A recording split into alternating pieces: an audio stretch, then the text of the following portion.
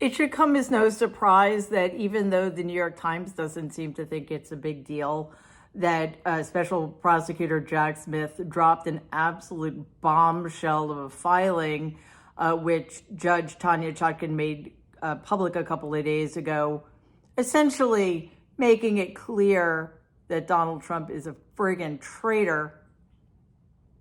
Donald seemed to sit up and take some notice.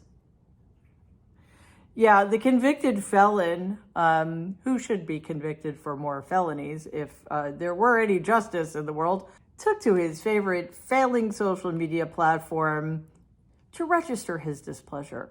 The first one, of course, is in all caps, and I'm just going to assume that you know that means he's screaming at the top of his lungs, and I'll spare you, and I'll just use my inside voice. Whether now the fully debunked Russia, Iran, Ukraine, 51 intelligence agents spying on my campaign, impeachment hoax, oh, Jesus Christ.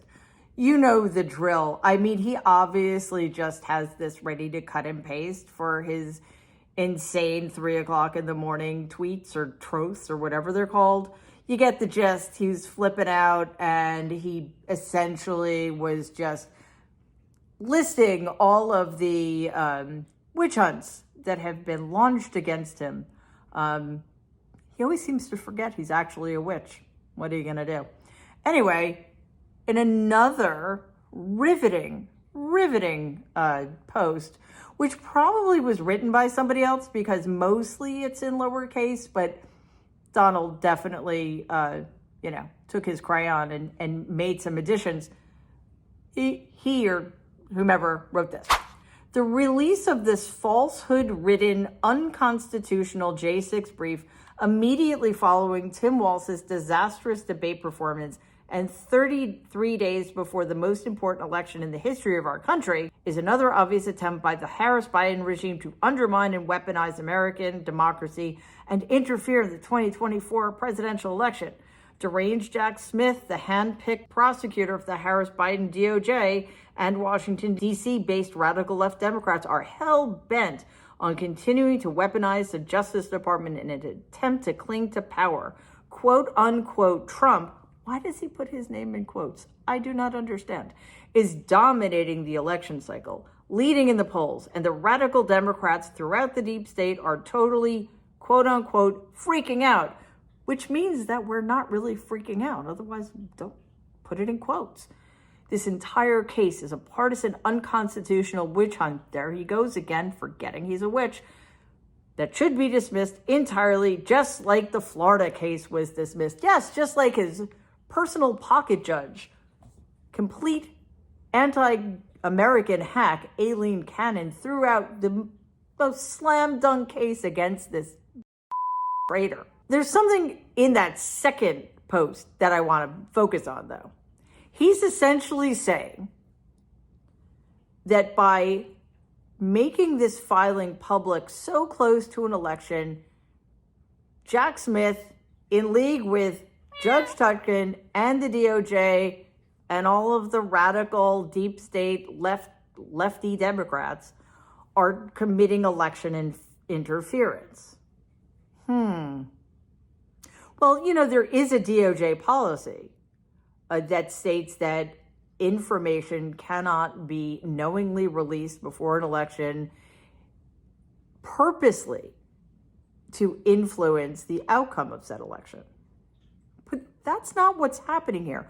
Why is it that this filing was made now? Why is it that this filing was made at all? Well, let's start with the first part. Merrick Garland appointed Special Prosecutor Jack Smith, I think at the end of September 2022, fully 20 months after the actual crime was committed. So that's sort of problematic. But let's just say, for the sake of argument, that that's how long that had to take. I disagree. I find it horrifying. That's 2 years ago. 2 years ago, Jack Smith was appointed. 4 days after that, he started sending out subpoenas. The wheels to justice ground slow. Obviously, everybody was putting in motions to dismiss and to delay. So it really wasn't until a year later we got any sense of when this trial might begin. And Judge Chutkan set a date for March 4th, 2024. Then the defense team said that the entire case should be dismissed on the grounds of presidential immunity. In other words, presidents are allowed to commit whatever crimes they want if they're president. Everybody thought that that idea was absurd, but it had never been tested before because we'd never had such a traitorous criminal in the White House before. Assuming that the Supreme Court would, one, understand the urgency of answering this question, and two, would answer it the only way it could be answered while protecting the sanctity of the American Constitution and the co-equal branches of government idea, decided to go directly to the Supreme Court to expedite the process. The corrupt, illegitimate supermajority in the Supreme Court did not want to expedite the process, so they sent it back down to the D.C. Court of Appeals. The three-judge panel took its time. It was like 3 or 4 weeks maybe before they ruled. I don't remember, but it seemed like forever at the time. They finally issued their ruling that of course he's not immune from prosecution for having committed this alleged crime against the United States of America. So, of course, Donald appealed to the corrupt, illegitimate supermajority in the Supreme Court. They agreed to take the case, and instead of expediting it, when they had another opportunity to do so, they waited months. They didn't even have hearings until April. They didn't make a decision until July 1st, 2024. So even if they had ruled that there's no such thing as absolute immunity, there's no way this thing would have gone to trial. It's so much worse than that. So much worse. Basically, they said, and I'm just going to speak about this in the very narrow context of this case, that the judge needs to figure out what is an official and what is an unofficial act, which was almost like going back to the drawing board. And that's exactly what Jack Smith, the special prosecutor, had to do. So the Supreme Court makes its ruling on July 1st. Judge Chutkan, understanding the urgency of the issue in the way the Supreme Court didn't want to, picks it up again in August.